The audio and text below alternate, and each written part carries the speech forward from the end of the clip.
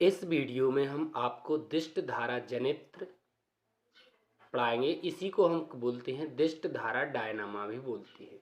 जो जनित्र या डायनामा होते हैं यह क्या करते हैं, यांत्रिक ऊर्जा को विद्युत ऊर्जा में बदलने का काम करते हैं। आप किसी भी एक ट्रैक्टर में देखें या किसी भी जो हमारे इंजन होते हैं उसमें डायनामा लगे होते हैं, जो क्या करते हैं, यांत्रिक ऊर्जा को विद्युत ऊर्जा में कन्वर्ट करते हैं, बदलते हैं, जिससे क्या होती है, जो हमारी बैटरी होती है वो चार्ज हो जाती है। यदि डायनामा नहीं लगी रहेंगे तो हमारी बैटरी चार्ज नहीं हो सकती है। अब हम देखेंगे कि जो हमारा डायनामा होता है वो किस सिद्धांत पे कार्य करता है। तो यहाँ पे हमें देखना है दिष्ट धारा जनित, और इस जनित्र को आप बहुत अच्छे से कंप्लीट करें, क्योंकि यह हर बार हाई स्कूल की परीक्षा में 7 अंक में आपसे प्रश्न पूछा जाता है। तो इसको बहुत अच्छे से तैयार कर लें, क्योंकि ये 7 नंबर का प्रश्न है। जनित्र यांत्रिक ऊर्जा को दिष्ट धारा के रूप में विद्युत ऊर्जा में बदलता है। यानी हम सीधी सी परिभाषा लिख सकते हैं कि जो हमारे जनित्र होते हैं वो यांत्रिक ऊर्जा को विद्युत ऊर्जा में बदलते हैं। अब हम देखते हैं सिद्धांत। जब किसी बंद कुंडली को किसी शक्तिशाली चुंबकीय क्षेत्र में तेजी से घुमाया जाता है, यानी जब किसी एक कुंडली को, आर्मेचर को चुंबकीय क्षेत्र में तेजी से घुमाया जाता है, तो उसमें से होकर गुजरने वाले चुंबकीय फ्लक्स में लगातार परिवर्तन होने लगता है। यानी कि उसमें जो चुंबकीय फ्लक्स होता है उस चुंबकीय फ्लक्स में लगातार परिवर्तन होने लगता है। आप इसके पहले के हमारे वीडियो देखेंगे तो उसमें आप चुंबकीय फ्लक्स के बारे में हमने बताया हुआ कि चुंबकीय फ्लक्स क्या होता है। तो उसमें से होकर गुजरने, माने जो कुंडली होती है उसमें से गुजरने वाली जो चुंबकीय बल रेखा हैं, उन्हीं बल रेखाओं को ही हम कहते हैं चुंबकीय फ्लक्स कहते हैं। जो एक वीडियो हमने बनाया हुआ उसको देख लिया। तो चुंबकीय फ्लक्स में लगातार परिवर्तन होने लगता है, जिसके कारण कुंडली में विद्युत वाहक बल तथा एक विद्युत धारा प्रेरित होने लगती है। कुंडली को घुमाने में किया गया कार्य ही कुंडली में विद्युत ऊर्जा के रूप में परिणत हो जाता है या परिवर्तित हो जाता है। तो सिद्धांत एक बार फिर समझें। ये भी क्या होता है, जो दिष्ट धारा जनित है यह भी क्या है, विद्युत चुंबकीय प्रेरण के सिद्धांत पर ही कार्य करता है। तो प्रश्न आपसे पूछा जा सकता है कि जो हमारे जनित्र होते हैं, चाहे दिष्ट धारा जनित्र हो या प्रत्यावर्ती धारा जनित्र हो, यह दोनों जनित्र ही विद्युत चुंबकीय प्रेरण के सिद्धांत पर कार्य करते हैं। तो मेन सिद्धांत यही होता है, जब किसी बंद कुंडली को चुंबकीय क्षेत्र में तेजी से घुमाया जाता है तो उसमें से होकर गुजरने वाले चुंबकीय फ्लक्स में लगातार परिवर्तन होने लगता है, जिसके कारण कुंडली में विद्युत वाहक बल तथा एक विद्युत धारा प्रेरित होने लगती है। कुंडली को घुमाने में किया गया कार्य, यानी कुंडली को घुमाने में जो कार्य किया जाता है वही कार्य विद्युत ऊर्जा के रूप में परिवर्तित हो जाता है। तो इस प्रकार से ये सिद्धांत होता है। तो इसको आप अच्छे से याद कर लें और इसको समझ करके याद करें आप। अब इसके बाद हम देखते हैं जो दिष्ट धारा जनित्र है हमारी, उसकी हम कार्यविधि को यहाँ पर समझेंगे।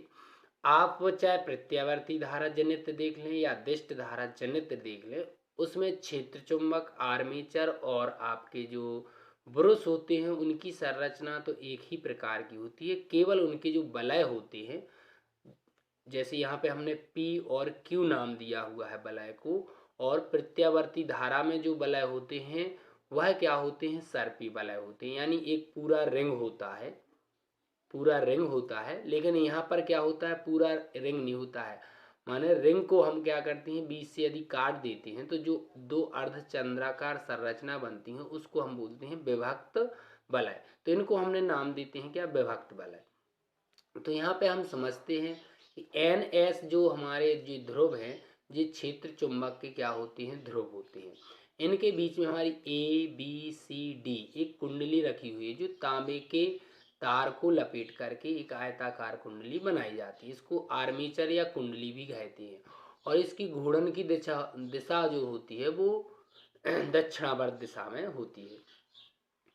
पी और क्यू जो दो विभक्त वलय होते हैं, इनका संबंध कुंडली से होता है और एक कुंडली के साथ ही क्या करती है, घूमती है। जैसे पी जो विभक्त वलय है उसका संबंध कुंडली के ए सिरे से होता है, और जो हमारा विभक्त वलय क्यू होता है उसका संबंध कुंडली के डी सिरे से होता है।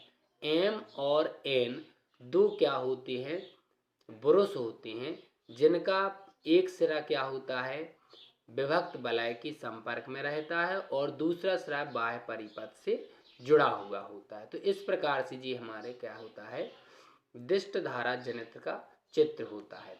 एम एन क्या होते हैं, बुरुष होते हैं, और एन एस क्या होते हैं, चुंबक के ध्रुव होते हैं।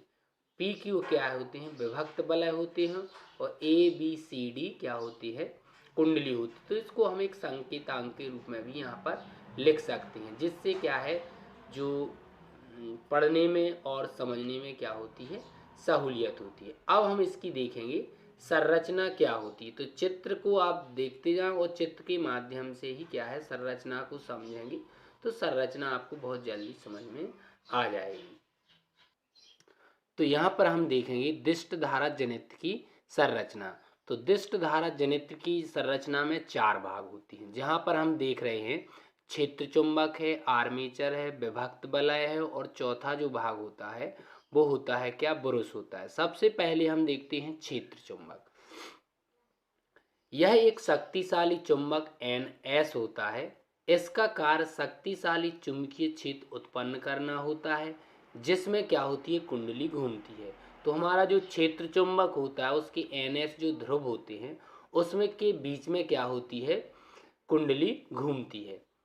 इसके बाद आता है हमारा आर्मेचर। तो कुंडली को हम आर्मेचर या कुंडली भी कहते हैं। यह एक आयताकार कुंडली ABCD होती है, जो कच्चे लोहे के क्रोड पर, क्रोड माने एक मध्य में जो भाग होता है उसको हम क्रोड कहते हैं, क्रोड पर पृथककृत तांबे के तार के बहुत से फेरों को लपेटकर बनाई जाती है। इसे आर्मेचर या कुंडली भी कहते हैं। फिर इसके बाद आता है हमारा विभक्त वलय। यह पीतल के दो अर्धचंद्राकार वलय P और Q है। कुंडली का एक सिरा P से तथा दूसरा सिरा विभक्त वलय Q से जुड़ा रहता है। तो इस प्रकार से क्या है, हमारी क्षेत्र चुंबक, आर्मेचर और विभक्त वलय होती है। जो चौथा भाग होता है हमारा बुरुष, हम देखेंगे बुरुष। बुरुष ग्रेफाइट यानी कार्बन के दो बुरुष M व N विभक्त वलय P और Q को स्पर्श करते हैं और बाह्य परिपथ में विद्युत धारा प्रवाहित करते हैं। तो यह दिष्ट धारा जनित्र जो होता है उसमें चार भाग होते हैं, क्षेत्र चुंबक, आर्मेचर, विभक्त वलय और बुरुष होते हैं। इसके बाद हम समझते हैं जो कार्यविधि होती है। कार्यविधि हमें मुख्य होती है और इसको बहुत अच्छे से हमें समझना होता है। जब कुंडली ABCD को दक्षिणावर्त दिशा में घुमाया जाता है, यानी कुंडली को सबसे पहले हम यांत्रिक ऊर्जा के द्वारा दक्षिणावर्त दिशा में घुमाते हैं, तो कुंडली में विद्युत धारा, विद्युत चुंबकीय प्रेरण के कारण विद्युत धारा प्रवाहित होने लगती है।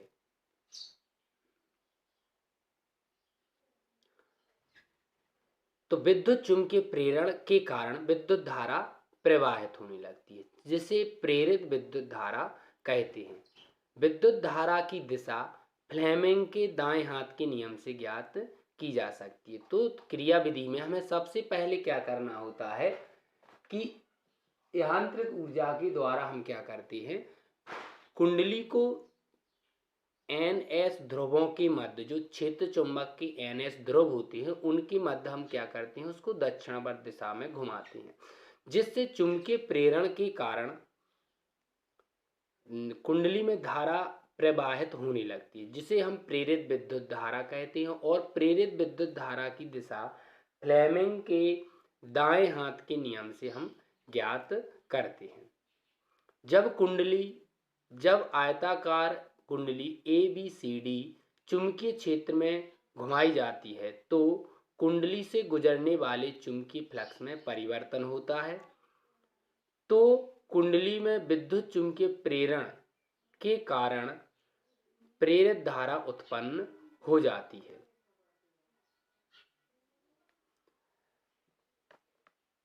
तो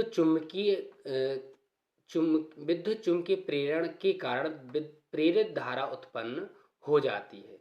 कुंडली का के आधा चक्कर तक प्रेरित धारा की दिशा एक ही रहती है, अर्थात बाह्य परिपथ में धारा की दिशा n से m की ओर रहती है। कुंडली के आधा चक्कर पूरा होने के पश्चात धारा की दिशा विपरीत हो जाती है। जिस समय कुंडली में धारा की दिशा बदलती है उसी समय ब्रश का एक भाग,